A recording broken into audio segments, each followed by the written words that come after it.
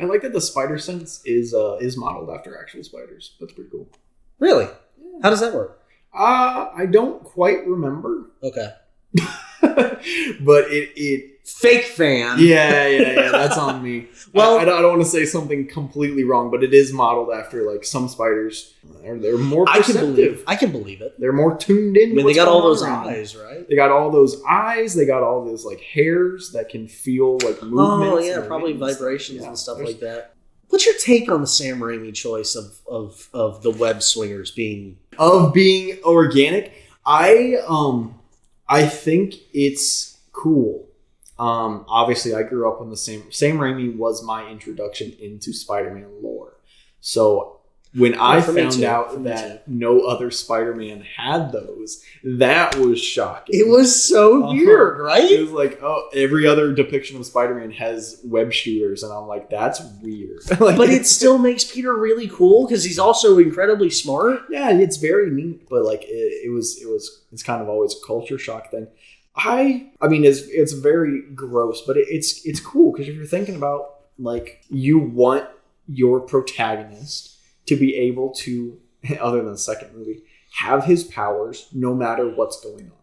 Right. And like he's bitten by a spider, he has all these other spider powers. He should make his own webs. That makes sense. Well, it's also more, I don't know about more believable, but then Tobey Maguire in 2002, in the first movie, 2002, I'll just build my own incredibly strong, hyper tensile web shooter device. It almost forces it forces more questions than answers. Just be like, oh, he now has little tiny hairs on his fingers and climb up walls. Also, he can shoot webs out of his wrist. Yep, buy it, 100%. I buy it because you're showing me more things that are happening to him. The physiological changes happening with him getting like really sick, and it's like it might have almost killed him. Yeah. Super cool. Like it does. Treat it like you can believe it.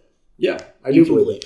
Yeah, and so I like the moment in No Way Home where they all meet and Garfield and Tom Holland are like, what the fuck? Yeah, I've seen clips of that. I haven't seen the movie yet, but I have seen clips of that. It's a good watch, especially for. Are you making fun of me right now? No, I think it's cool. You should check it out. Just because it does really wrap the Sam Raimi stuff so well. Because Tobey Maguire becomes like old man Peter, and becomes a mentor to the younger Spider-Man, and it's super cool to see all their different closures. I mean, I don't want to get too spoiler if you're gonna. Well, no, we could avoid it, but like I mean, I kind of know that. I know who shows up. I don't know exactly how everything goes down. There's a few cool moments where each Spider-Man, gets to have their moment. Like it's not like it's Tom Holland's movie up to a point, and then there is 3 Spider-Men in a Spider-Man movie, and each one of them is the main character. And it's really, really cool, really well done. I have wanted to play the Spider-Man games. Which ones? Time, like the newer ones, like the PS games. Oh yeah, I was feeling so fun. I was feeling the urge to play that again, and I hop online with everybody else to do Marvel Rivals, and that just became my Spider-Man game because I hooked up I was brute forcing it with a keyboard and mouse, and it's very difficult. I hooked up a controller. It was like I was playing one of those those games, and I grew up playing a lot of games, so. I grew up playing the PlayStation 1 Spider-Man and Spider-Man 2, and then the Spider-Man and Spider-Man 1 Raimi, Spider-Man and Spider-Man 2 Raimi games on the PS2, which had like... I played one of the ones on the PS2 where you fought like Rhino. I don't remember which one that was. I played it at my friend's house. Rhino? Maybe it wasn't one of the movie ones. It was different. Friend or Foe? I think it was. Yeah. That sounds very familiar. Ultimate Spider-Man's another really good one, and that has like a cel-shaded comic book art style. So you're saying Rivals is your Spider-Man game. Ultimate Alliance was my Spider-Man game.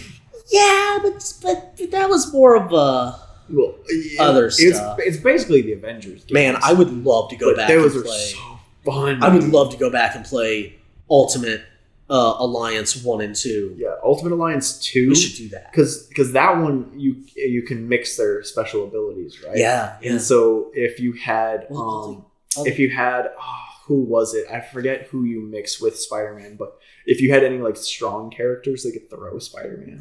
That was pretty good. Or like Spider-Man with I think Captain America. He'd web their head and Captain America would like boom, boom, boom, boom. Yeah, with a shield. Yeah, no, super cool, super fun. Those games were so fun. Those were my games growing up because I had a Wii growing up. I didn't really have any consoles to play real games, but for some reason Ultimate Alliance was on the Wii, and so I played the hell out of that game.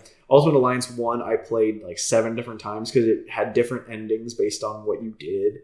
Yes. Just a beautiful game, dude. Yeah, I remember being devastated because I went through 1 and I was just like, oh, Asgard. But I didn't, I was young and I made a mistake and I did a thing where I got the bad ending for just Asgard where Odin dies and Thor has to take over and he's miserable. Yeah. And it's just like, oh, that's not great. Yeah, I did that. Everything else is fine except that. That sucks. I was a massive Nightcrawler. I still am. Nightcrawler's one of my favorite. Nightcrawler's pretty cool. Yeah, so when you're in hell with Mephisto's fucking with you, and you have a chance. Memories. Yeah, you have a chance to save Nightcrawler or Jean Grey. Nightcrawler every day. And you save Nightcrawler. Well, when Jean Grey dies, she becomes a phoenix and comes back and like kills everybody. That's one of the endings. Oh. And so like that was and I was like, but I don't want to kill Nightcrawler. But Jean Grey's just gonna go Phoenix anyway. Yeah, I think that is the catch-22 with Jean. If you save Jean, what is it if Nightcrawler? I don't know. It's been so long, but I think the catch-22 is like if you save Jean, like it prolongs it. So like she doesn't go full Phoenix, but she I think kills Xavier instead at some point instead of killing everybody.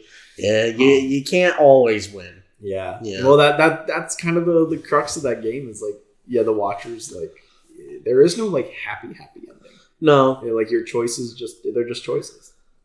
And like you made choices and you didn't really realize how pivotal they were, and then they're very important. Yeah. Like even that very very beginning where you're on the train or the helicarrier or something. Oh, and it's got the secret serum.